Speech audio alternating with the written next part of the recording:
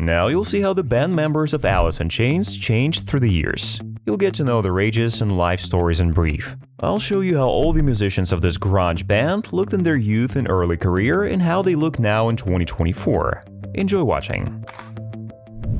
Layne Staley is the lead singer and founding member of Alice in Chains, a band that became world famous during the heyday of grunge. Total album sales worldwide exceeded 30 million copies. Layne was the lead voice of the band and is considered one of the most prominent and influential rock vocalists of his time. His famous tenor voice is recognizable to any fan of the genre, and his lyrics are often imbued with melancholy. Staley's lyrics have been described as dark, as they touch on themes such as pain, death, loneliness, and addiction. Layne began his musical career behind a drum kit, but soon replaced it with a microphone. Alice in Chains released their debut album Facelift in August 1990. One of its singles, Man in the Box, was written by Layne. It touches on themes of government censorship and how eating meat looks from the perspective of doomed calves living in small boxes.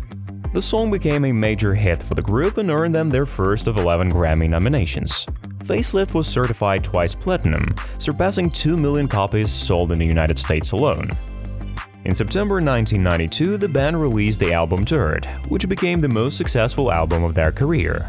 It debuted at number 6 on the Billboard 200.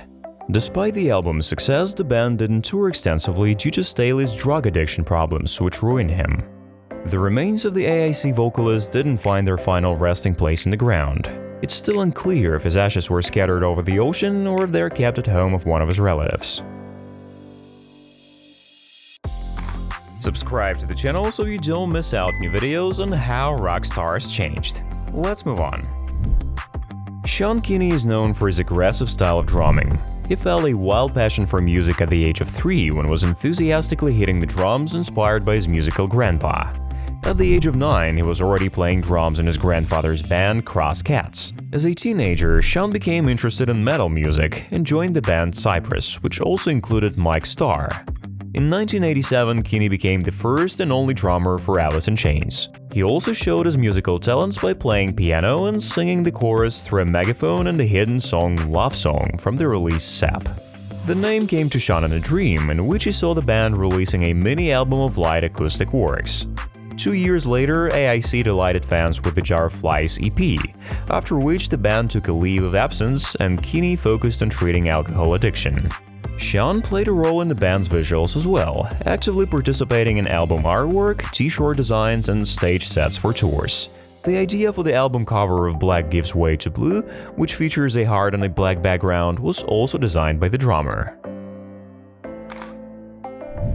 Mike Starr has cemented his reputation as one of the most energetic bassists. He made a significant contribution to the sound of Alice in Chains with his deep and fierce bass playing style. Since childhood, Michael dreamed of becoming a rock star and didn't even think about other professions.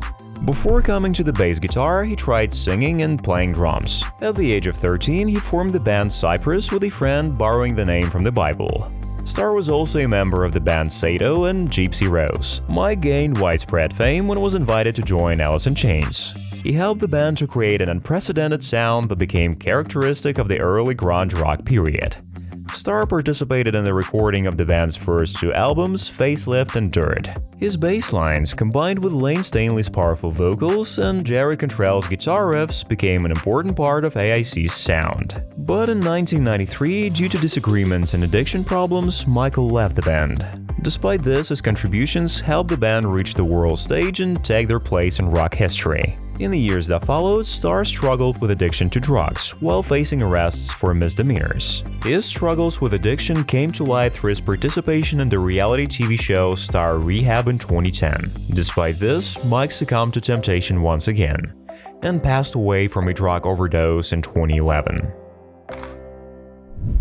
Mike Inez grew up in a musical family, and already in the 4th grade he mastered clarinet, saxophone, and piano. His talent was first noticed by Ozzy Osbourne, who in the late 80s chose Mike as his new bassist among 50 musicians. In 1993, Inez was invited to join Alice in Chains and became an indispensable member of the band. Jerry Cantrell noted the similarity of his appearance to the previous bassist, Mike Starr, joking that if you change a bass player, it should be someone with the same name, preferences, and looks. Michael joined the band in London just days before the start of European tour in support of the Doors album. After the successful festival, the band decided to take some time off and spend some time in the studio where they recorded 7 new tracks for the Jar of Flies EP. Inez took an active part in this acoustic release, and his ideas formed the basis for songs such as Rotten Apple and I Stay Away. Jar of Flies was a musical breakthrough and a record-breaking commercial success. William DuVall joined Alice in Chains in 2006. His vocal and guitar parts can be heard on the band's 4th, 5th, and 6th albums. His contributions not only won the hearts of fans and critical acclaim, but also became an integral part of the band's new era. The album Black Gives Way to Blue was the first album in which William participated.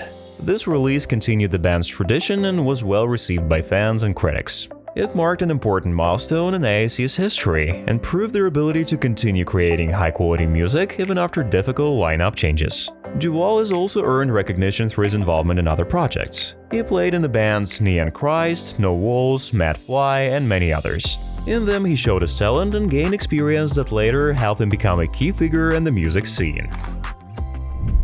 Versatile musician Jerry Cantrell founded Alice in Chains to fulfill his childhood dream of becoming a rock star. Jerry picked up his first guitar at the age of 13, and from that moment on, he became actively involved in various musical projects in Seattle. There's a story that in 1993, when Cantrell was already a famous artist, he found himself locked in his own house because of a broken automatic garage door. Jerry was close to exhaustion from starvation, and during this period, he wrote 20 new songs. He was later rescued by the Ski Patrol.